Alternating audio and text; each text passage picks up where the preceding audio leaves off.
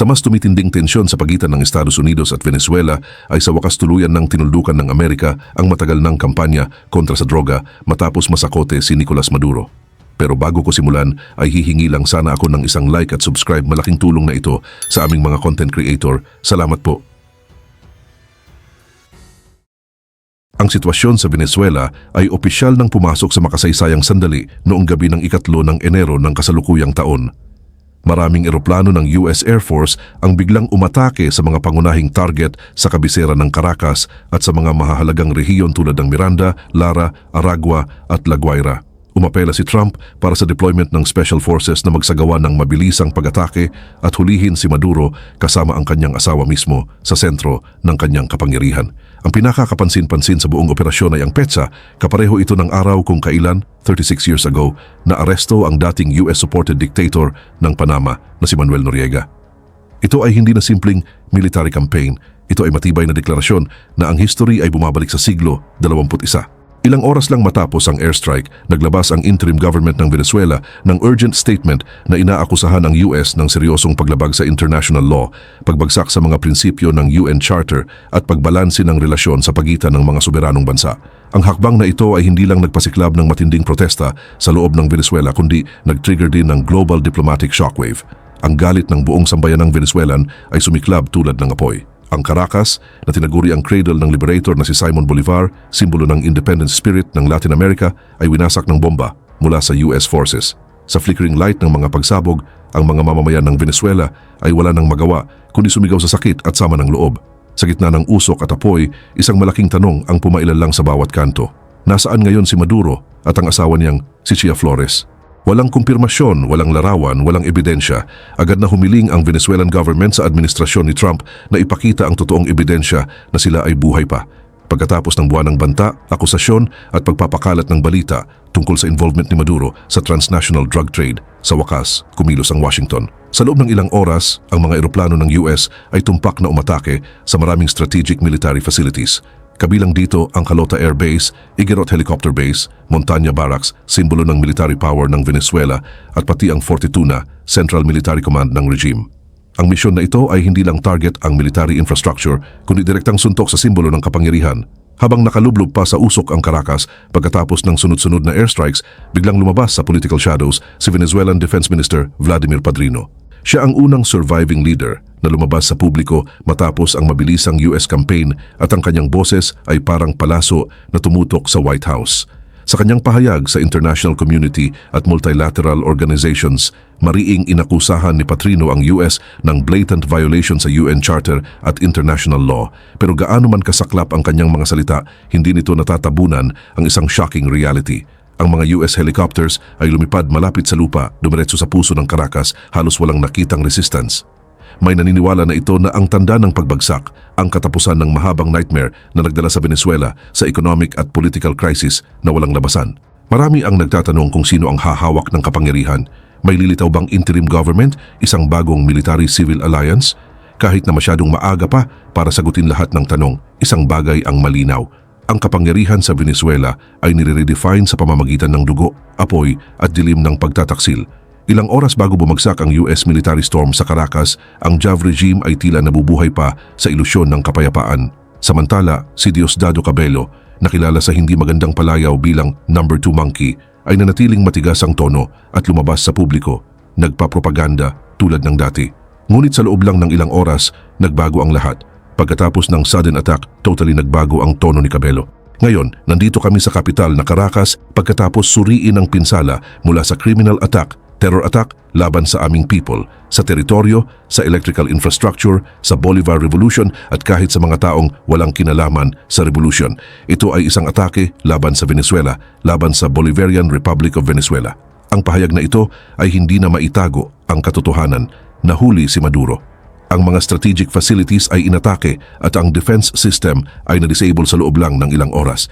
Kahit na ang Chav regime ay hindi pa nagpapakita ng obvious na panic, ang power axis sa likod nito ay nagsimulang manginig.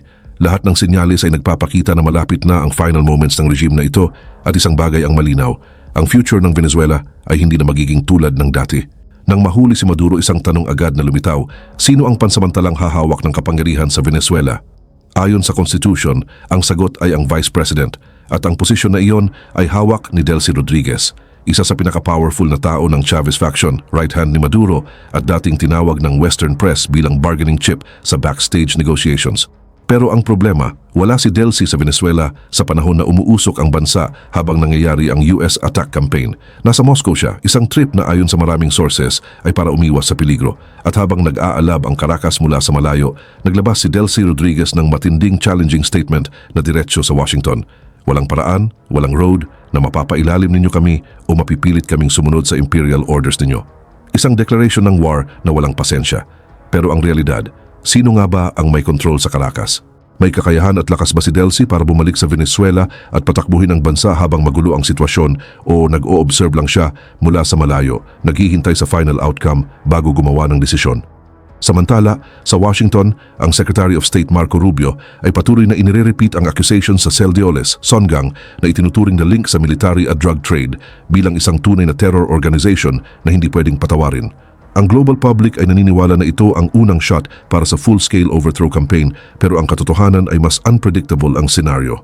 Ayon sa US sources, ang main goal ng attack ay hindi large-scale assault kundi safe capture ni Maduro, absolute safety para sa special forces at immediate withdrawal.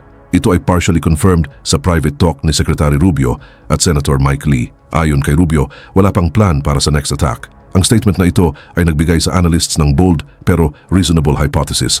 Maaaring ang capture kay Maduro ay parte ng backstage deal at maaaring naghahanda ang White House na makipag-negotiate sa mga dating close allies ni Maduro na nagbenta sa kanya para mabuhay at magpatuloy sa power sa ibang paraan.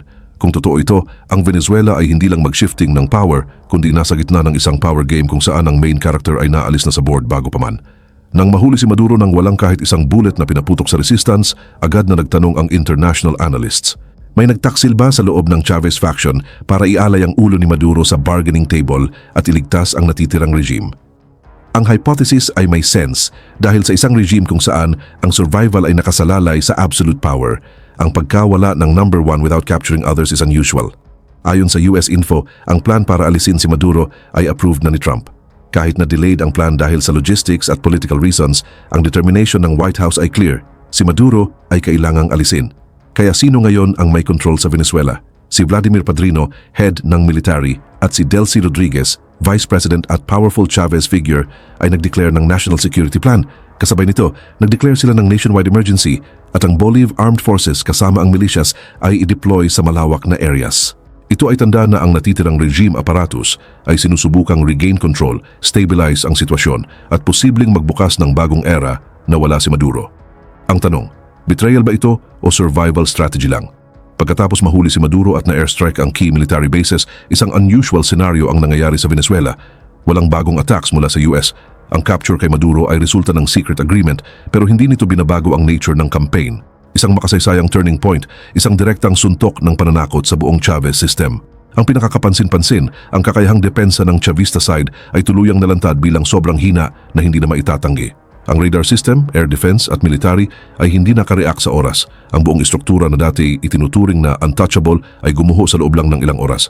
At sa pamamagitan ng operasyong ito, ang United States ay tumawid sa isa sa pinakasensitibong linya sa international relations. Handa silang mag-direct military intervention sa isang sovereign country kung kinakailangan. Ang gabing iyon ay hindi lang nag-iwan ng abo at wasak na bomba sa Caracas, kundi nag-iwan din ng mensaheng kasing tigas ng bakal mula sa Washington. Kapag tinamaan ang interes ng United States, may kapalit ito. Habang hindi pa nakakabangon ang Venezuela mula sa military shock, ang susunod na economic punishment ay bumagsak. Sa mismong araw ng December 31, 2025, inanunsyo ng US Treasury Department ang sanctions laban sa 4 companies sa Hong Kong at mainland China na pangunahing bumibili ng crude oil mula sa state company na PDVSA. Hindi lang yon, pati 4 large oil tankers na konektado sa mga kumpanyang ito ay isinama rin sa sanctions list. Sa madaling salita, sinasakal ang Venezuela mula sa dalawang panig, mga bomba mula sa itaas at pagputol ng pera mula sa ibaba. Kahit sanay na ang bansa sa sanctions, ang kasalukuyang sitwasyon ay lampas na sa normal na hirap ng ekonomiya. Ang Venezuela ay nasa full-scale emergency state. Kung walang lalabas na solusyon, kung walang lifting ng sanctions mula sa United States, posibleng tuluyang bumagsak ang economic system ng bansa sa loob lang ng ilang buwan. Hindi lang pagbabago ng rehimen ang gusto ng Amerika, gusto nilang durugin ang mismong economic foundation na bumubuhay sa rehimen. At ginagawa nila ito ng eksakto, malamig at sunod-sunod, walang iniiwang butas. Akala ng marami, ligtas na ang magtago sa dilim, pero hindi. Ang Dark Fleet na naglilipat ng langis para iwasan ang sanctions ng Maduro regime ay tinamaan ng United States sa pinakamahina nitong punto. Sa 2 arrest lang, halos tuluyang naparalisa ng US forces ang buong underground oil transport network. Ang mga barkong dati lifeline ng drug terror regime ay ngayon nakatigil sa dagat. Hindi makapag-load, hindi makagalaw at hindi alam kung babalik o susugal pa. Sa labas ng Amuay Refinery sa Paraguana Peninsula, Falcon, Venezuela, tinatayang may around 40 ships na nakaangkla sa desperadong paghihintay. Ang eksenang ito ay parang isang floating graveyard sa dagat.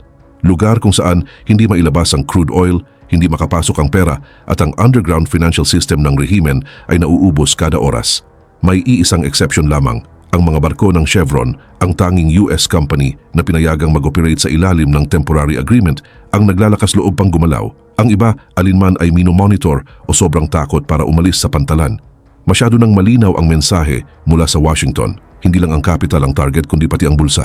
At sa pagkakataong ito, ang Venezuela ay nalulunod sa sarili nitong dagat ng langis, walang sasagip, walang labasan. Sa ngayon, sobrang tense na ng sitwasyon, kaya ang State Oil Company na PDVSA ay wala ng kahit 1 cubic meter na bakanteng storage sa lupa. Lahat ng storage tanks sa refineries, pumping stations at export ports ay punong-puno na. Sa desperadong pagsubok na maiwasan ang overflow disaster, napipilitan ng PDVSA na magbomba ng langis papunta sa mga tanker kahit alam nilang hindi rin makakaalis ang mga barkong iyon. Bakit? Dahil karamihan ng fleet ay naipit na sa dagat dahil sa US sanctions at kakaunti na lang ang barkong pwedeng gumalaw nang hindi sinusubaybayan o binablock. Hindi na ito simpleng logistics problem, ito ay isang deadly trap. Kapag wala ng barkong mapaglalagyan, wala ng storage, ang natitirang option ay itigil ang produksyon.